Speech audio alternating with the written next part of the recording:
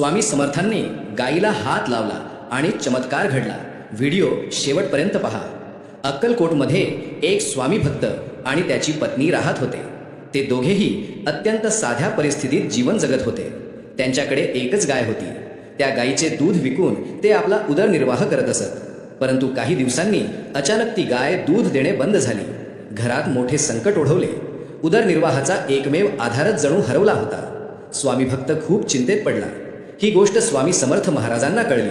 स्वामी वडाच्या झाडाखाली शांत बसले होते। एके दिवशी स्वामी समर्थ स्वतः त्यांच्या घरी आले। स्वामींना पाहून त्या दाम्पत्याने त्यांचे मनापासून स्वागत केले। तो भक्त त्यांना पाणी देऊ लागला। स्वामी म्हणाले, मला पाणी नको, मला दूध पाहिजे। हे ऐकून स्वामी भक्त नम्रपणे म्हणाला, महाराज, आमची गाय दूध देत नाही, आम्हाला क्षमा करा। हे ऐकताच स्वामी थेट त्या गायीजवळ गेले। स्वामी प्रेमाने म्हणाले, मला दूध प्यायचे आहे, तू दूध दे। स्वामींनी त्या भक्ताला धार काढायला सांगितले। स्वामी भक्त थरथरत्या हातांनी धार काढण्यासाठी बसला आणि त्या क्षणी चमत्कार घडला।